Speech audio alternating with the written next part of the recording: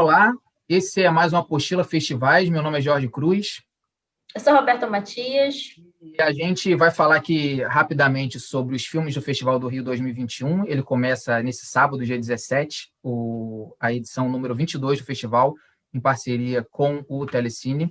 E a gente, né, Roberta, a gente tem essa expectativa com relação ao Festival do Rio, né, que a gente é do Rio de Janeiro, então o festival que formou a nossa cinefilia também, a nossa paixão pelo cinema. Então, e agora, pela primeira vez nesse formato online, a gente vai comentar alguns pormenores do festival com relação a como os filmes chegaram a ele, né? Mas aí eu queria que você desse também essa palavra inicial sobre a expectativa sobre o festival, né? Já que no ano passado ele não aconteceu, 2019 ele correu o risco de não ocorrer também. Esse é o nosso primeiro Festival do Rio, né? O primeiro festival, não o nosso primeiro Festival do Rio, mas o primeiro Festival do Rio da Apostila de Cinema. Então, é um prazer estar aqui falando sobre o Festival do Rio, mesmo nessa versão mais reduzida. É uma pena, mas ainda assim uma felicidade que ele ocorra mesmo nesse formato reduzido e online, e em parceria com o Telecine. E, né, vai ser praticamente uma semana de bons filmes, né, ainda que bem reduzidos. Eu acho que é uma seleção muito acertada, né? A gente vai aqui conversar rapidamente sobre essa seleção, que se inicia já no dia 17. Quer começar aí falando sobre... Vamos começar, e assim, lembrando que a gente assistiu todos, né? Teve acesso aos que estavam faltando, então tem texto na apostila de cinema de todos os filmes. A gente também vai postar no nosso Instagram, se você não segue a gente, um vídeo nosso nos próximos dias, cada um comentando um pouco dos seus destaques. Então, a gente vai comentar sobre eles aqui brevemente, mencionar, né? A gente tem, começando no dia 17, o Druck, mais uma rodada que foi o vencedor do Oscar de melhor filme internacional. Tem texto meu lá, e isso a gente já começa falando. O Festival do Rio traz alguns destaques do Oscar de vencedores indicados ao redor do mundo.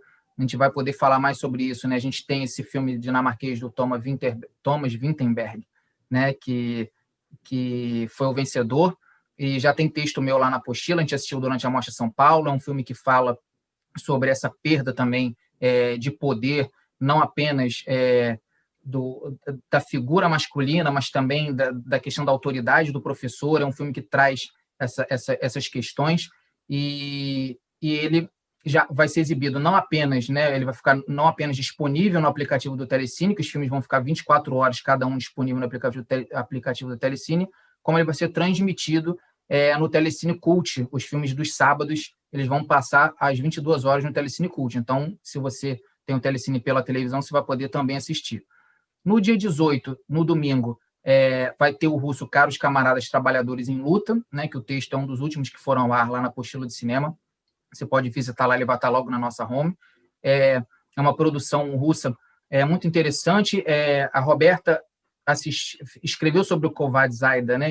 Mas eu também assisti na época do Oscar, e é um filme que tem uma temática muito parecida, porque conta a história de uma mulher do Partido Comunista, né, que trabalha dentro do Partido Comunista, que ela tem uma relação, ele tem um problema pessoal envolvendo a filha dela, que é de uma nova geração, né, pós-governo Stalin, que começa a questionar certas atitudes daquele regime socialista em curso.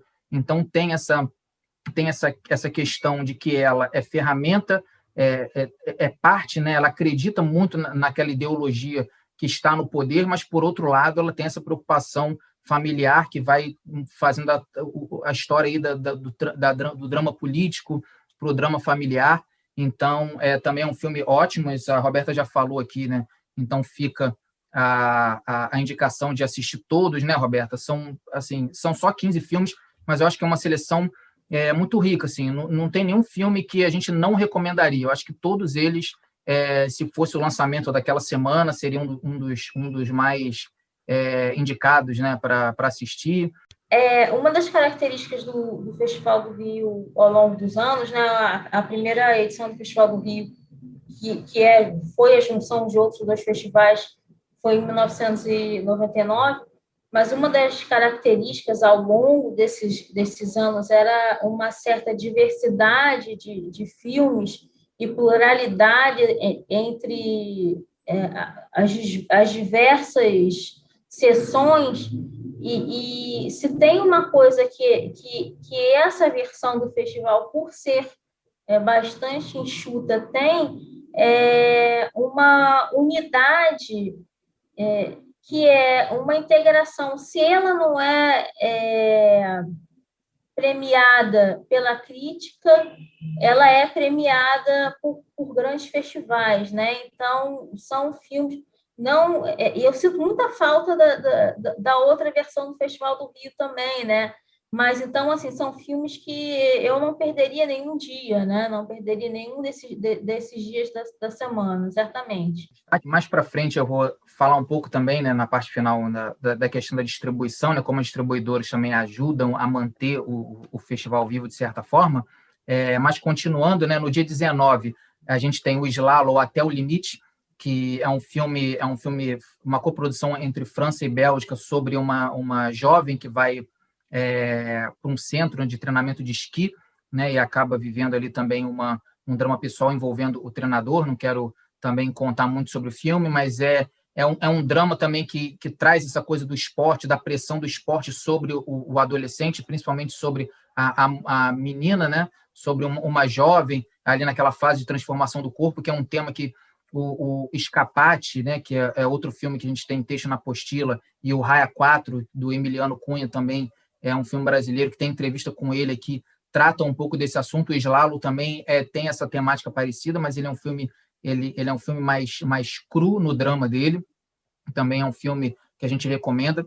E aí, seguindo no dia 20, terça-feira, a gente tem uma outra coprodução, Reino Unido e Estados Unidos, que é o Mauritano, com Kevin MacDonald, que conta a história real, né, do autor do livro Diário de Guantánamo, que ele foi um dos presos da base militar lá de Cuba, que os Estados Unidos mantém em Cuba. Então, é um filme que ele toca nessa questão dos desrespeitos, né, os direitos humanos que os Estados Unidos praticam ali, né, da ausência de uma acusação formal. Então, é um thriller político de forte carga, um discurso muito forte, né, tanto que ele estava cotado para o Oscar para concorrer, né, participou do Globo de Ouro, teve indicações ao BAFTA, mas não teve força, provavelmente até política, dentro da obra para poder se manter como um nome importante na busca do Oscar. Então, é um filme que ele está para ser descoberto, porque ele perdeu visibilidade por conta disso, mas é um filme também muito interessante. E aí, passando a bola para a Roberta, que no dia 21, na quarta-feira, a gente tem o francês Edifício Gagarini, que é um texto da Roberta que tem lá na apostila, né, Roberta? É curioso, porque o Edifício Gagarini logo chamou minha atenção ao ler a sinopse, né? Eu falei para o Jorge, esse que eu quero fazer. E é um filme que há anos atrás, possivelmente, eu acharia um filme bem fraco. É um filme que talvez não chamasse minha atenção, né? Que eu achasse...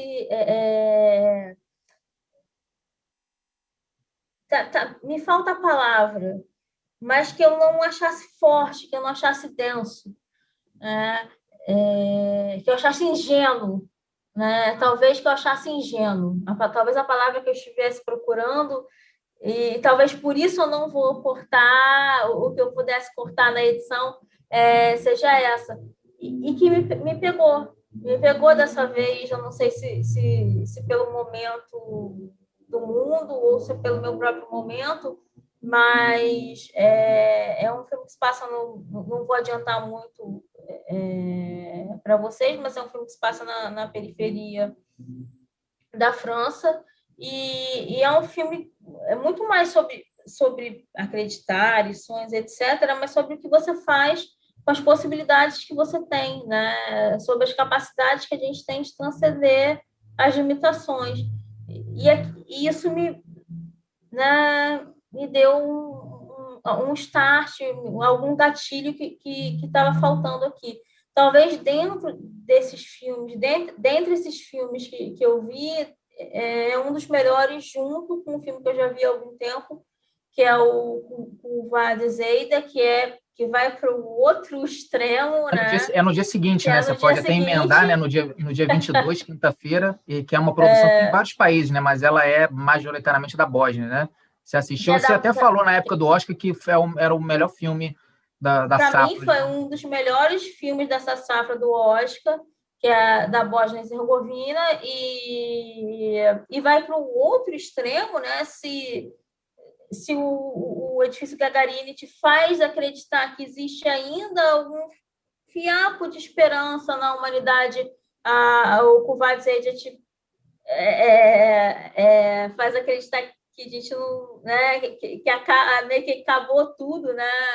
Porque é um filme de uma tradutora da ONU no meio de uma guerra, então tem todas essas questões de tradução, mas também de confiança e essas questões entre culturais, né, de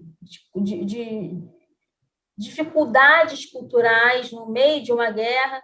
Então, é outro filme bem denso e com questões complexas, né? E que eu recomendo por motivos opostos.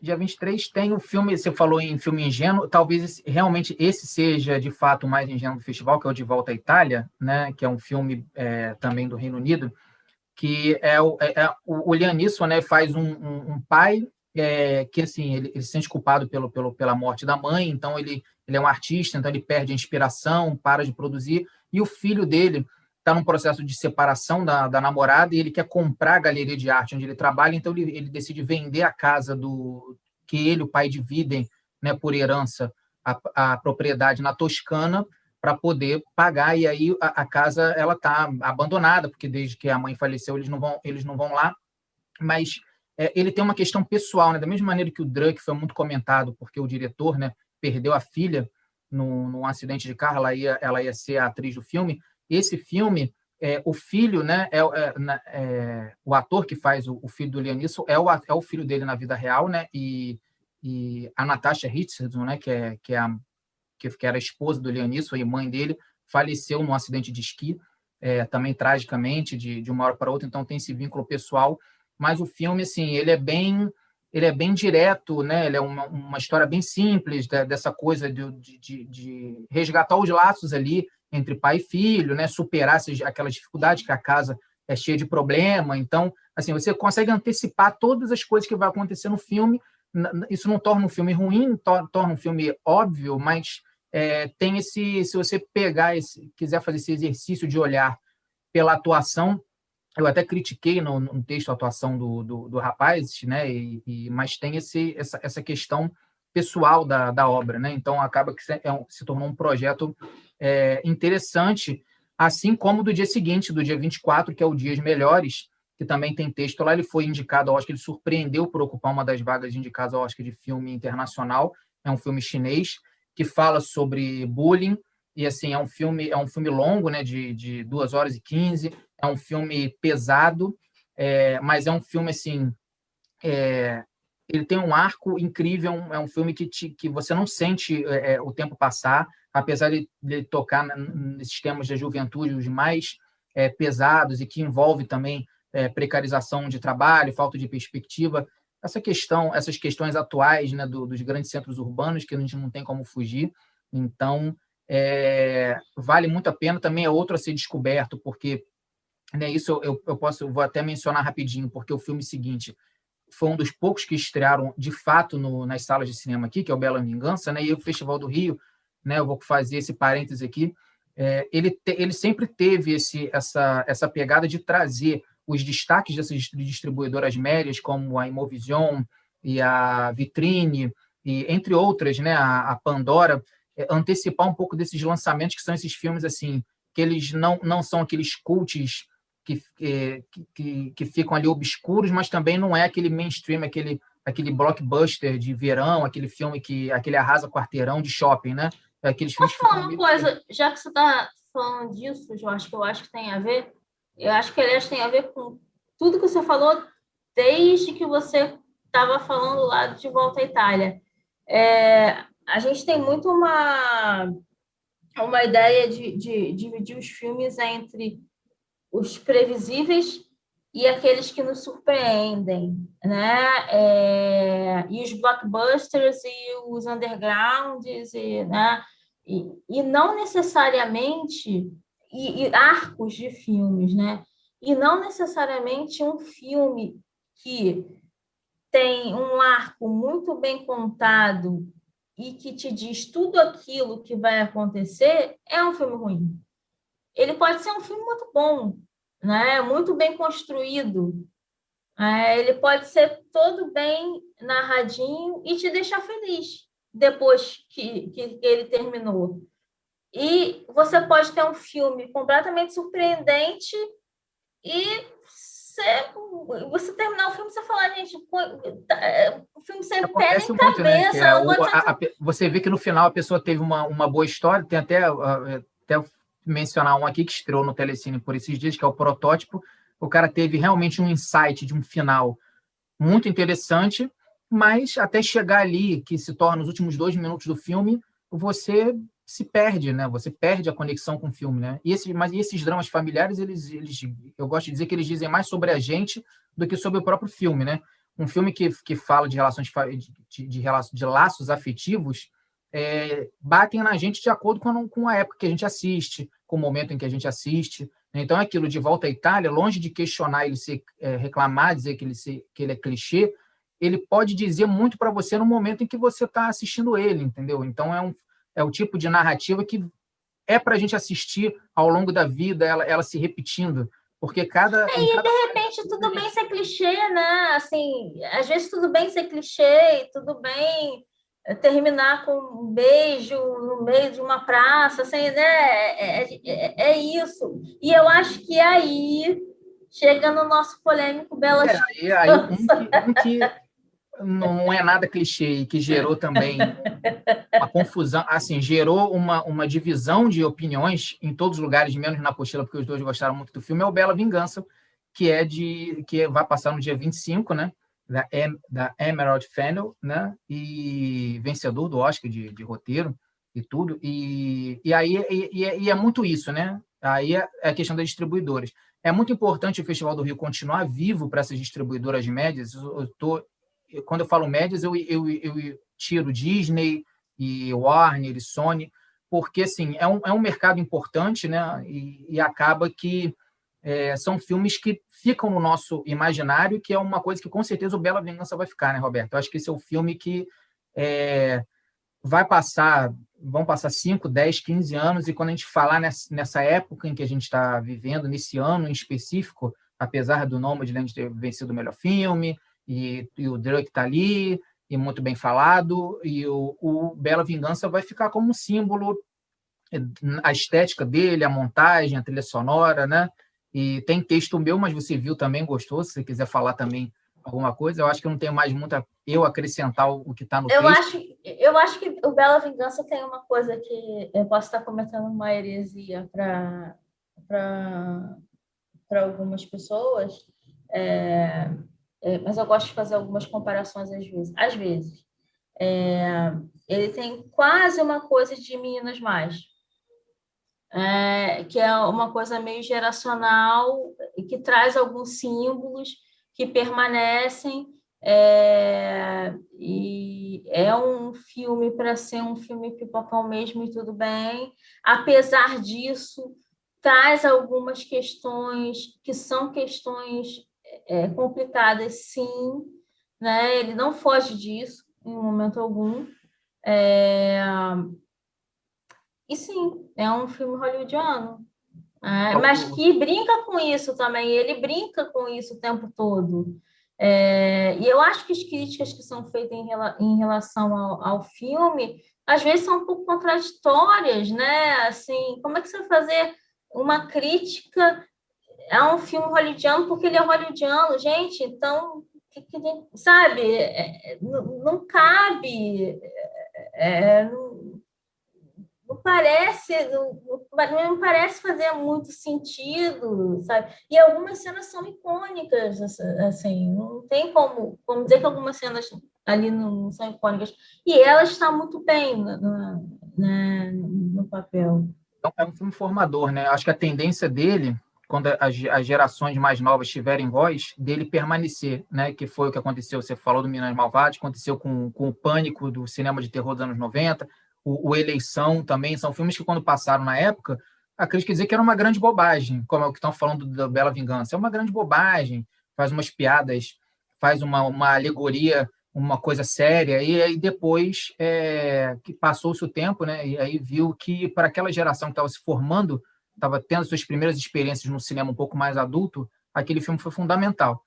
O que seria da vida sem ironia, né, Jorge? Quando a gente entrevistar, aí, daqui a 10 anos, quando a gente entrevistar uma crítica de cinema de 21, 22 anos, ela vai falar assim, quando eu tinha 10 anos, 11, eu decidi estudar cinema porque eu vi o Bela Vingança, a gente vai provar o nosso ponto, né, Roberta?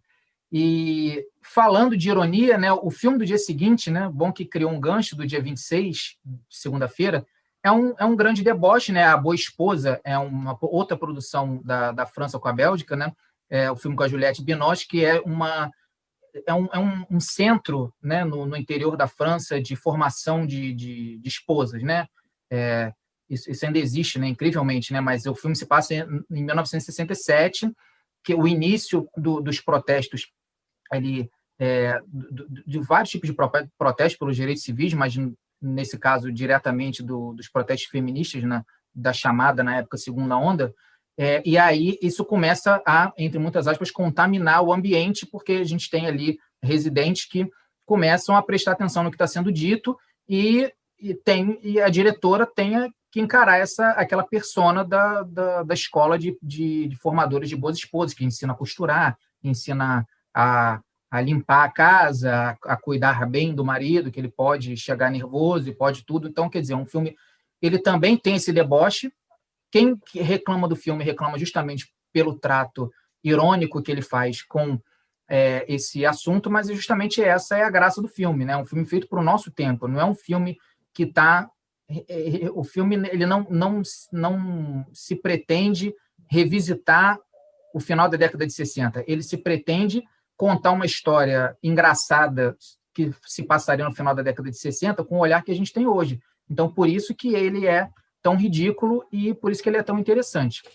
E também com protagonismo feminino, aliás, são vários, né, nesse Festival do Rio, do dia 27. Aí eu passo a bola para você, que também vem da França, mas é uma coprodução com a Argélia, uma coisa bem diferente, né? Do A Boa Esposa, é o DNA, né, Roberta? Que é o filme do dia seguinte, dia 27. A gente vai para um assunto bem, bem sério, né? Vamos voltar aqui para os assuntos densos, e não que os outros não fossem densos, eu acho que a ironia ela contém por detrás dela muitas feridas, né?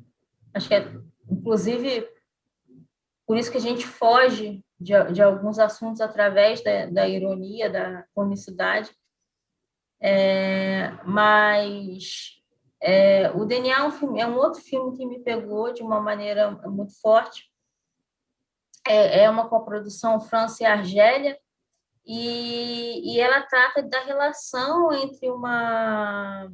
Na verdade, ela se passa quase inteiramente dentro de uma casa de idosos, no qual um senhor muito, muito idoso está internado, e ele recebe visitas de familiares, só que é uma família completamente disfuncional pelos mais diversos motivos e por conta de uma relação muito tóxica que esse senhor tem com os seus familiares.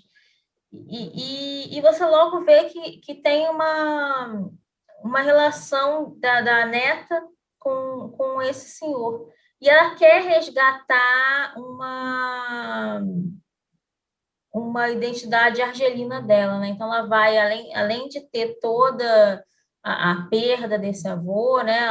Os últimos momentos dele, ela vai atrás dessa identidade argelina dela. Ainda tem muitas questões, né? Inclusive de gênero, né? Machismo, né? Mas, para além disso, uma estrutura familiar muito fragmentada, até também por conta dessa maneira como os homens se relacionam com as mulheres, mas também uma espécie de necessidade de busca dessa mulher que se vê quase como se, bom, eu preciso ir atrás disso agora, né? Esse é o momento, já que ele está partindo, quase como se um resgate dela, né? Então é um filme muito intenso e que faz também refletir algumas questões. E na quarta-feira de 28, dia de ainda há tempo. O nome, né? A gente, na época você colocou como Folly, né? Que ainda não tinha nome em português, né? E como é que é o Viggo Mortensen na direção aí, Roberto? Também continuando mais ou menos com o tema, né? Assim, eu tinha acabado de fazer a crítica de um outro filme que tinha muito a ver, que ele falando sobre envelhecimento, esquecimento. Ah, o Meu Pai. Meu Pai, exatamente. Meu Pai. Então, eu tinha acabado de fazer as duas críticas muito mais ou menos na mesma época. E são temas, na verdade, são temas que têm me perseguido, não tenho feito por razões. Bom, na verdade, Freud, né, explica, né, na verdade, não tem me perseguido, é óbvio que tem me perseguido, mas tem caído muito no meu colo. Eu acho que é um filme, talvez, bastante complicado, porque a personagem principal é muito, muito grosseira, né? Então, é uma questão não só do envelhecimento, você tem que lidar com uma personagem complicada, então, você tem que entender que ele já era assim, que ele já era toda uma questão rude mesmo, né? De não aceitação, de ser um cara autocentrado, né? Então, às vezes você se pega, nossa, mas que cara ríspido, assim, larga esse cara aí e vai embora. É meio complicado, sabe? Então, mas se a direção te faz se sentir assim, é sinal de muitas coisas, de que os atores estão muito bem nos papéis, né?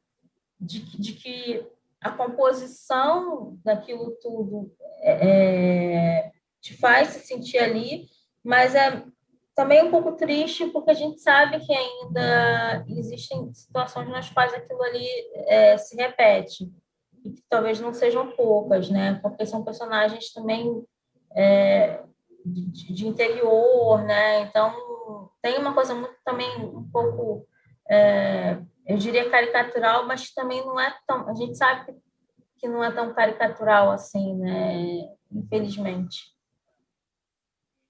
Bom, dia 29 é A Candidata Perfeita, que é o único representante ali do Oriente Médio, numa coprodução da Arábia Saudita e da Alemanha. A gente vai fazer uma coisa diferente só dessa vez, porque a Roberta assistiu, mas o texto vai ser meu, mas eu ainda não assisti, depois da gravação que eu vou assistir. Então, vai ser interessante porque vai ficar essa dúvida para quem está assistindo, se você quer saber a minha opinião, você depois vai lá na apostila de cinema, mas a Roberta já assistiu e gostou muito do filme, né, Roberta? Eu gostei tanto do filme que eu me senti incapaz de escrever um texto sobre o O filme. elogio que o seu filme pode receber da Roberta é o seguinte: eu acho que eu não consigo, assim, sentar de uma forma tão direta, seca, e fazer um texto sobre o seu filme de hoje para amanhã, né, Roberta? Foi meio isso que eu conversei com o Jorge.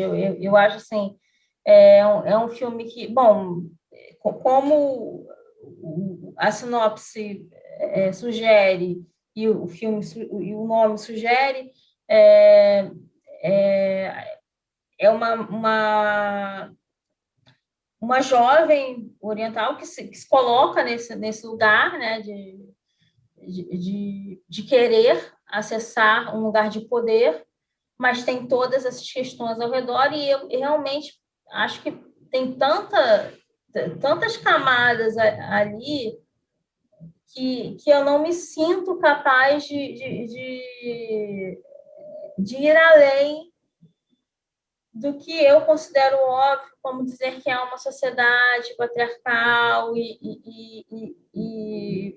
misógina, e que ela teve que enfrentar uma série de questões, e que isso não seja importante ser dito, eu acho que é importante ser dito, mas eu acho que mereceria, e que talvez, quem sabe, no futuro eu não me debruço sobre o tema, inclusive, aqui, para quem não... Estou aqui por outros motivos, por motivos acadêmicos, com esse livro aqui, que inclusive comentei com o Jorge, que estou debruçada há 2 meses com ele. Pois então, estou aqui com esse livro, que chama Em Honra de Fadime, Assassinato e Humilhação, que é sobre um assassinato que ocorreu no Oriente,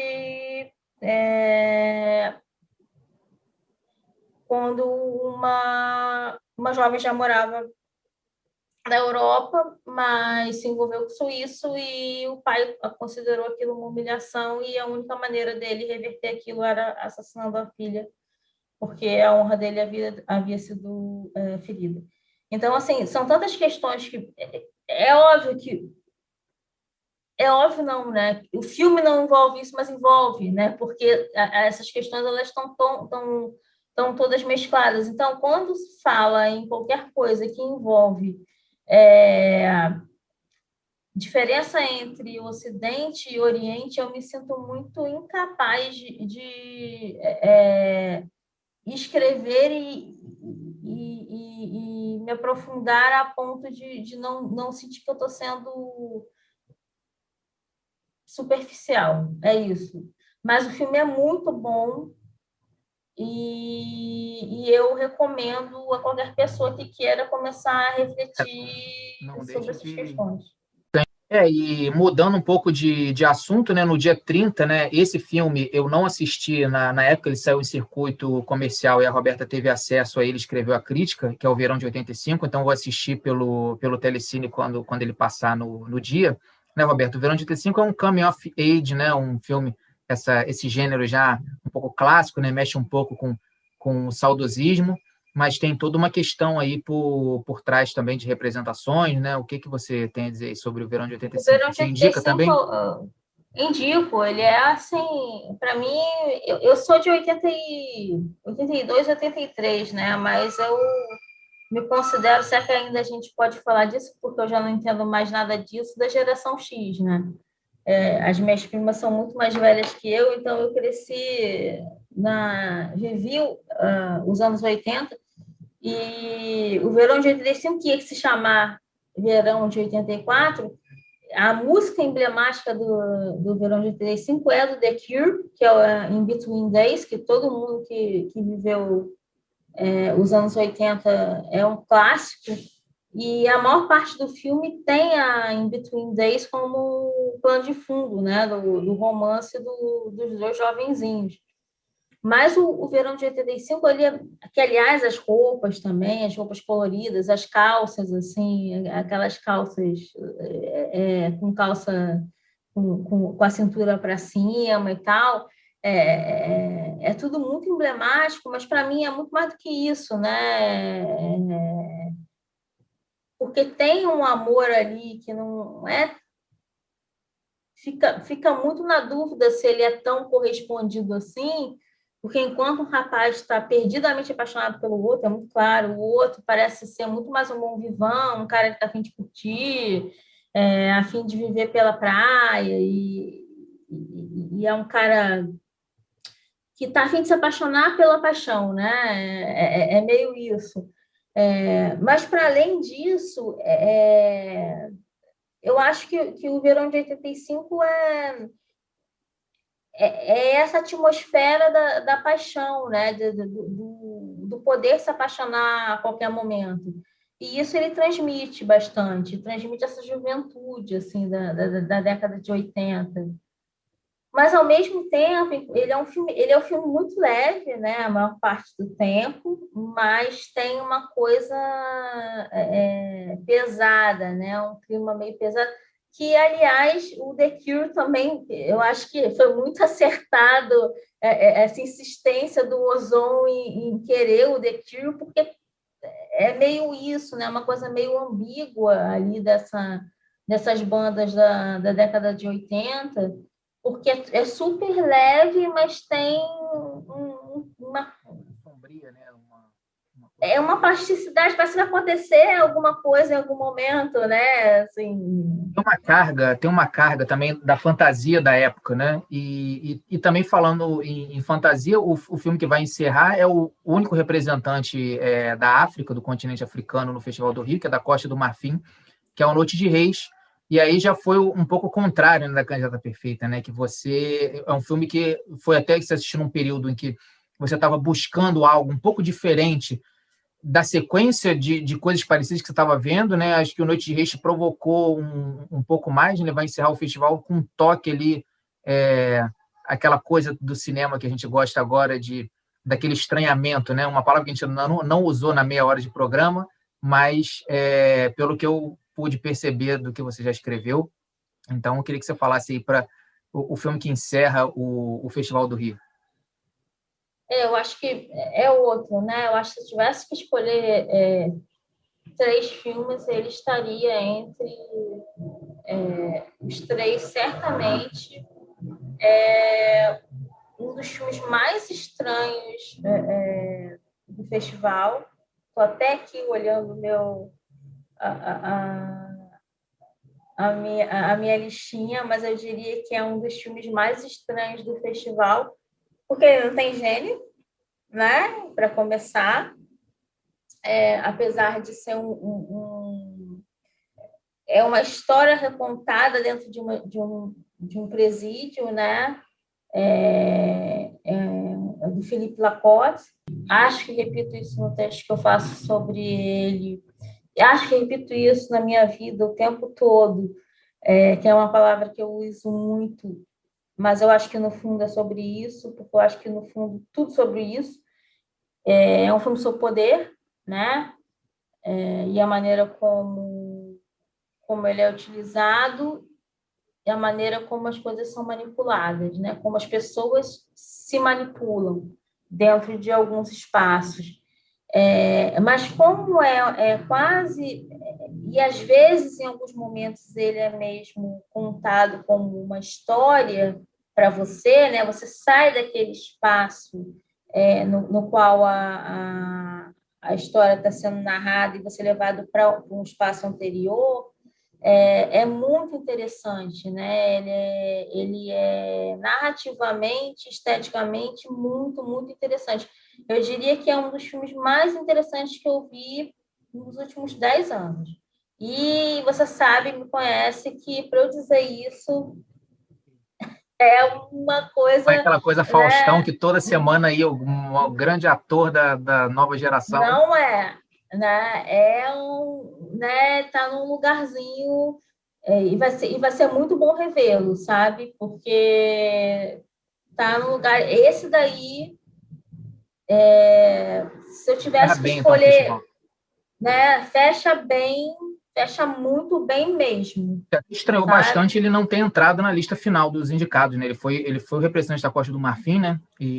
Por ser um filme não apenas Jorge, diferente, mas também por trazer visibilidade a um país que nunca é indicado, né? Nunca eu havia vou dizer sido. uma Então, coisa: talvez seja um filme tão estranho e que toque em questões é, tão difíceis, né? Porque é um filme que fala de presídio, que fala de poder dentro de presídios, de poderes paralelos dentro de presídios. Então, eu não sei se me choca ele não ter, sabe, sabe, não ter carimbado os prêmios, né? Ele é esquisito, ele é um filme esquisito e é um filme corajoso nesse sentido de bancar algumas coisas. E ele não é um filme Inclusive, ele tem algumas sátiras à Cidade de Deus, ele replica a cena da galinha, ele tem uma personagem com uma camisa do Brasil. É uma sátira homenagem, né? Mas eu diria que também ele vai a alguns lugares híbridos e ambíguos pelos quais os dois espaços passam, né? Então, assim, eu não sei se nesse momento talvez estejamos preparados para que um filme como esse ganhe prêmios tão relevantes. Vamos combinar que os indicados da categoria tocam em questões também dentro de uma lógica ali também do que a academia gosta de indicar, então não teve nenhum indicado esquisito entre os indicados a filme internacional, como acontece que assim, que esse aí está aí para fechar a lista, para não indicar o outro e tal. Mas é isso, né? Então, fechando, a gente está colocando o programa no ar com 3 dias de antecedência, para você poder assistir. Na apostila de cinema tem texto de todos os filmes, já estão publicados, todos os textos lá, quando o programa for ao ar já está tudo lá. Nos próximos 2 dias, a gente vai publicar no nosso IGTV lá no Instagram. A Roberta vai fazer um vídeo com umas indicações sobre alguns aspectos dos filmes que ela escreveu, um ou outro, e no dia seguinte eu também, mas passando toda a programação de novo, para você compartilhar, mandar aí para quem você quiser. Então, é isso. Se você está assistindo pelo YouTube, se inscreve no canal, ativa a notificação, e se você está ouvindo em podcast, segue a gente nos nossos principais agregadores, a gente sempre coloca os conteúdos lá, vai ter mais entrevistas essa semana no ar, vai ter muita novidade aí. A gente pretende trazer algumas surpresas durante o Festival do Rio, a gente não sabe se vai ser possível, mas pelo menos a nossa cobertura já começa completa, a gente pode dizer de completa, porque a gente tem todos os filmes lá no site à disposição. Roberta, muito obrigado. Se quiser deixar uma palavra final aí para a gente encerrar o programa também. É isso, é um prazer, Festival do Rio. Espero que estejamos juntos mais vezes. Não, mais vezes estaremos sempre, mas dessas maneiras. Espero que a gente consiga reencontrar aí fisicamente o Festival do Rio em breve, com o que sobrar das nossas salas de cinema de rua, né? A gente já perdeu o Roxy durante a pandemia, então, quer dizer, a gente está no Rio de Janeiro das incertezas. Já perdemos também. Mesmo? A prefeitura condicionou o imóvel a ser um cinema, mas vai precisar que alguém, né, algum novo investidor assuma a sala, né? E a gente sabe que o cinema, se ele ficar parado ali 2 anos sem manutenção, a reforma é tão grande que vai vir um projeto muito maior para quem assumir, né? Então a gente espera que a gente, infelizmente, a Apostila de Cinema não tem dinheiro para comprar o Rox. Se tivesse, a gente com certeza compraria. Mas é isso. Esse foi um Apostila Festivais, no nosso programa em edição especial, sempre que a gente tem um festival para cobrir, para conversar. Então, muito obrigado e até a próxima. Até a próxima. Tchau, tchau.